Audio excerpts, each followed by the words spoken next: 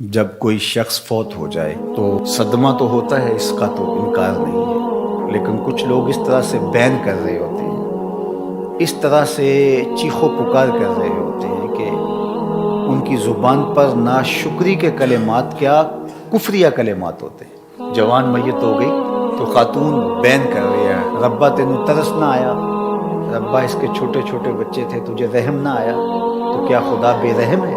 آقا کریم علیہ السلام نے ارشاد فرمایا، ذرا سنیے، لیس منا من لطم الخدود وشق الجیوب ودعا بدعوی الجاہلیہ، یا لیس منا من ضرب الخدود وشق الجیوب ودعا بدعوی الجاہلیہ، مختلف کلمات سے یہ حدیث ہے۔ جس نے منہ پر تماچے مارے، گریبان پھاڑا اور جاہلوں جیسی باتیں کی، فرمایا ہمارے ساتھ اس کا کوئی تعلق نہیں ہے۔ صدمہ تو ہوتا ہے، لیکن صدمے میں یوں بے قابو ہو جانا کہ سینہ کو بھی کرنے لگ جاؤ، گریبان نوچو، بال نوچو، تو یہ کسی بھی سنجیدہ اور متین شخص کا طریق نہیں ہوتا۔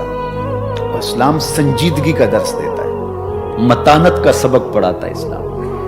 غم کے اظہار کے 4 طریقے: دل غم زدہ ہو، آنکھیں اشک بہائیں، زبان سے کچھ کہا جائے اور ہاتھوں سے سر پیٹا جائے، چہرے پہ تماچے مارے جائیں، گریبان نوچا جائے، سینہ کو بھی کی جائے۔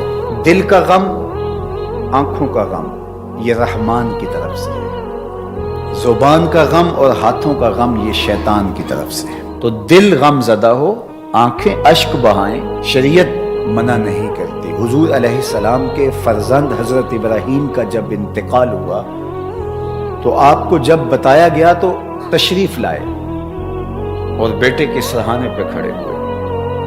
وَأَيْنَ رَسُولِ اللَّهِ تَذْرِفَانِ صلی اللہ علیہ وآلہ وسلم، حضور کی مبارک آنکھوں سے مسلسل آنسو بہ رہے تھے، اور آقا کریم علیہ السلام نے ارشاد فرمایا، ابراہیم دل غم زدہ ہے، آنکھیں رو رہی ہیں، لیکن زبان سے وہی کہوں گا جس سے میرا رب راضی ہوگا۔ تو دل کا غم، آنکھوں کا غم یہ رحمان کی طرف سے ہے۔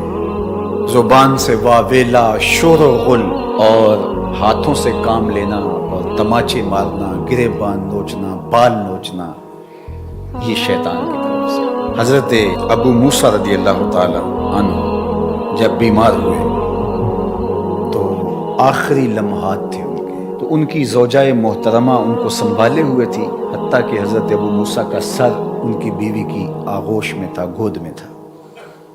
تو جب شوہر ہاتھوں سے نکلتا جا رہا تھا اور نبض کمزور پڑنے لگی، تو حضرت ابو موسیٰ کی بیوی نے چیخ ماری، تو حضرت ابو موسیٰ نے اس حالت میں ہی اپنی بیوی کی طرف غور سے دیکھا اور کہا، تو نے وہ سنا نہیں جو میرے حضور نے فرمایا تھا؟ تو وہ فوراً خاموش ہو گئی اور بالکل ان کی وہ کیفیت جو تھی وہ سنبھل گئی۔ تو ہمارے دین نے ہمیں تلقین کی کہ جب صدمہ آئے، جب تکلیف آئے، جب اذیت پہنچے تو متانت کے ساتھ اس وقت بھی رہا جائے۔ دل غم زدہ ہو، اس پہ اختیار نہیں ہے، آنکھیں اشک بہائیں، اس پہ اختیار نہیں ہے، لیکن زبان واویلا کرے اور کلمات کفریہ اور ناشکری کے کلمات زبان سے سرزد ہوں، اپنے بال نوچیں، سر کے بال کٹوا دیں جس طرح کہ زمانہ جاہلیت میں کیا جاتا تھا، گریبان پھاڑ دیا جائے اور تماچے مارے جائیں، سینہ کوٹا جائے، تو یہ ہمارا دین ہمیں اس سے منع کرتا ہے، اس سے روکتا ہے، اور ایسا کرنے والوں کے لیے اتنی سخت وعید فرمائی کہ وہ ہمارے سے ہے ہی نہیں، اس کا ہمارے سے تعلق ہی نہیں۔ ظفر اسے آدمی نہ جانیے، چاہے جتنا بھی ہو صاحب فہم و ذکا، جسے عیش میں یاد خدا نہ رہی، جسے تیش میں خوف خدا نہ رہا۔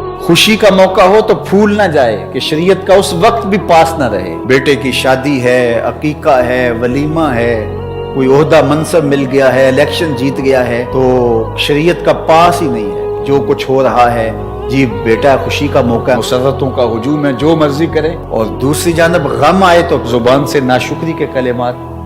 تو سنجیدگی، متانت اور درمیانہ راستہ ہمارے دین نے ہمیں بتایا۔